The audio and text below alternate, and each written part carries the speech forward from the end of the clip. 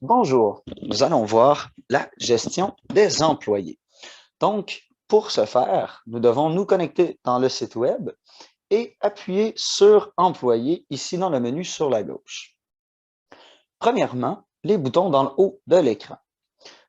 Bien sûr, il y a toujours un texte par-dessus chacun des boutons. Si nous laissons notre souris par-dessus sans cliquer sur rien, il va nous dire qu'est-ce que le bouton va faire. Le premier est pour retourner à l'écran d'accueil. Le deuxième est pour créer un employé. Le deuxième pour effectuer des sauvegardes. Par la suite, nous avons la poubelle pour supprimer les employés sélectionnés grâce aux sélections que nous pouvons faire juste ici dans le devant de chacun des employés. Donc, nous cochons pour l'après faire la poubelle pour les supprimer. Nous avons pour sortir la liste des employés, donc en Excel ou en PDF. Par la suite, pour importer des différentes banques, donc modifier les soldes de banque des employés en lot pour les faire tous à la fois, comme on dit. Et les deux derniers icônes juste ici vont servir aux clients ayant des horodateurs muraux, donc les machines qui servent à poinçonner directement sur le mur. Bien sûr, pouvoir retrouver la vidéo formation, laquelle vous êtes en train d'écouter, va toujours être le lien disponible sur la droite juste ici. Employé, affichage et tri. Donc, par défaut, dans la page, nous allons voir seulement les employés qui sont actifs. Si la compagnie, bien sûr, a un certain nombre de licences et n'en a d'inactifs, pour les afficher, nous devons cliquer sur tous les employés juste ici. En cliquant sur tous les employés, nous allons pouvoir constater que des employés inactifs vont apparaître à l'écran. Pour mettre un employé inactif, nous devons simplement venir ici, cocher les employés que nous désirons mettre inactifs, mettre un petit crochet, et par la suite, appuyer sur le bouton inactif qui est juste ici dans le haut de cette colonne. Par la suite, nous pouvons sélectionner un ordre de tri pour afficher les employés, soit par numéro, par nom ou bien par NIP. Toujours des filtres de recherche. Donc, pour voir les employés qui sont assignés à un superviseur en question, un département, une société ou un établissement précis. Nous pouvons toujours entrer dans chacune des fiches des employés et modifier des informations désirées en cliquant directement sur le nom de l'employé. Nous allons créer un employé ensemble pour poursuivre. Donc, nous allons appuyer sur le plus dans le haut de l'écran.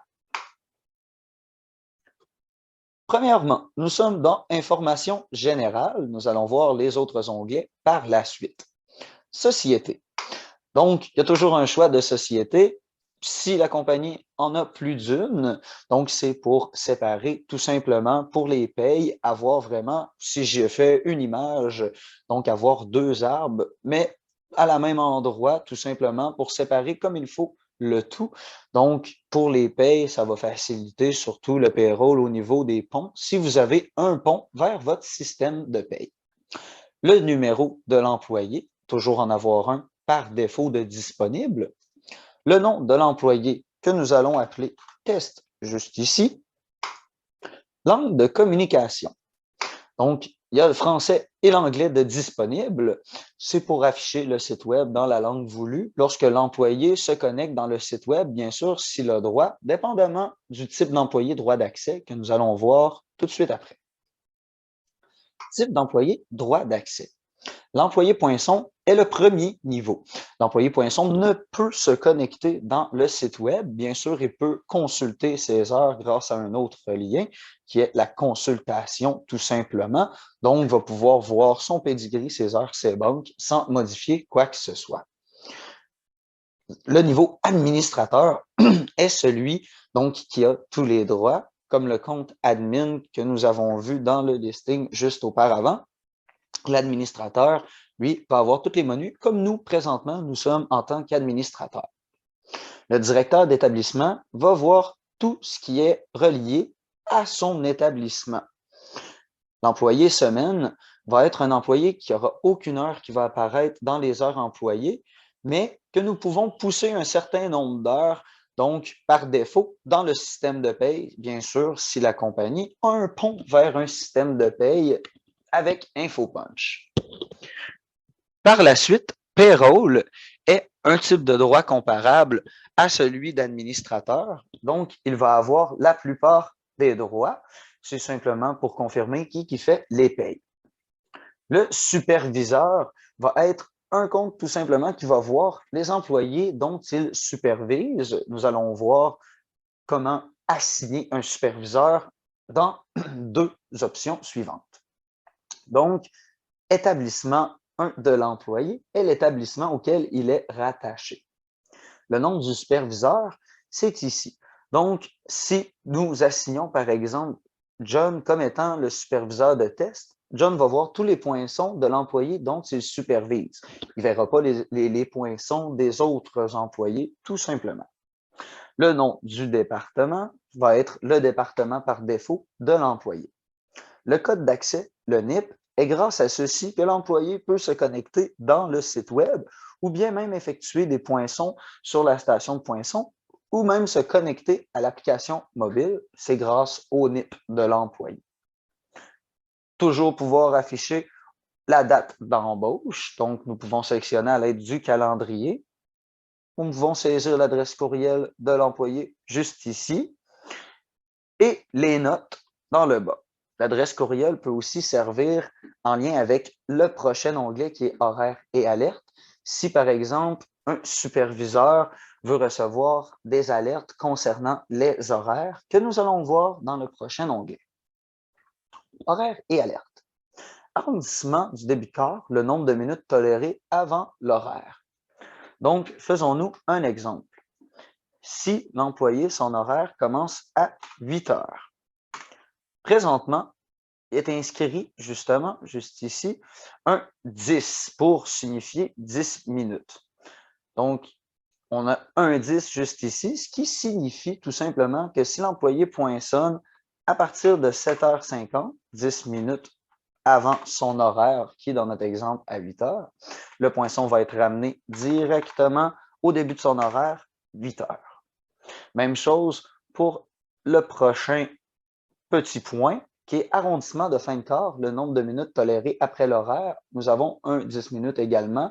Donc, même chose, si l'horaire termine à 16 heures, l'employé poinçonne, il a jusqu'à 16h10 que le poinçon sera ramené directement à 16 heures. Le nombre de minutes avant de déclarer en retard et le nombre de minutes tolérées avant de déclarer en absence, c'est en lien avec les horaires de l'employé. Prochain onglet, banque d'heures. Donc, différents types de banques. Donc, c'est pour avoir un solde par banque tout simplement qu'il y a maladie, la banque, le congé férié, les vacances et le congé mobile.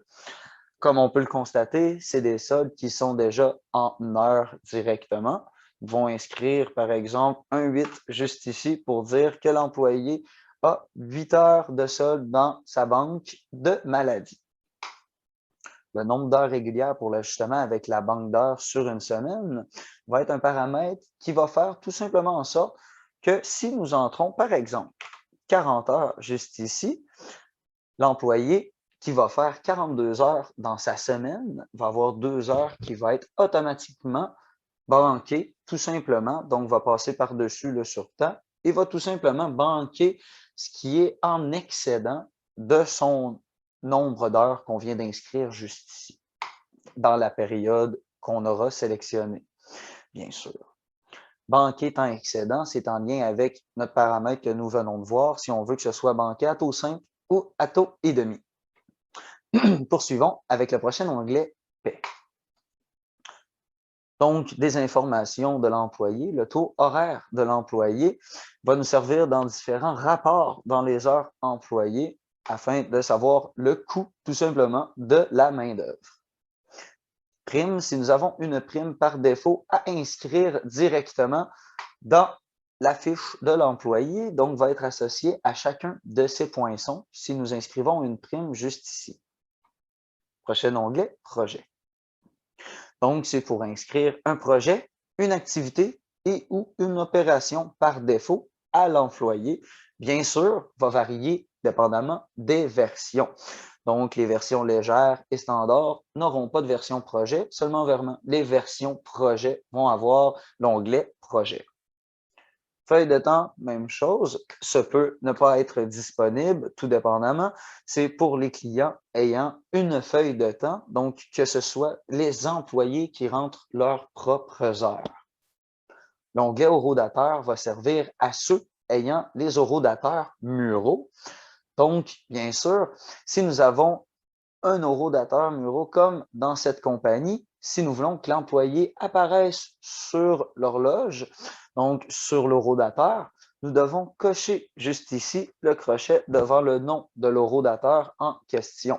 Si par exemple votre compagnie possède 7 différents horodateurs, il va avoir une liste de 7 noms en dessous et nous devrons cocher sur quelle machine nous voulons que l'employé apparaisse et ait le droit de poinçonner dessus.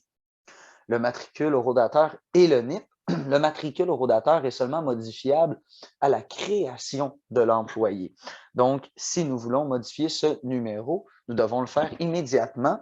Donc, lors de la création, nous pouvons entrer le numéro que nous désirons. Et le NIP horodateur, même chose, mais celui, on peut le modifier n'importe quand. Il va servir à l'employé pour poinçonner manuellement directement à l'horodateur. Le jeton horodateur et les petites puces bleues, donc les jetons RFID que nous pouvons scanner directement à l'horodateur. Il y a des petits numéros d'inscrits dessus. C'est là que nous entrons tout simplement le numéro inscrit sur le jeton. Une fois complété, nous appuyons sur le bouton sauvegarde juste ici pour créer l'employé. Une excellente journée à vous!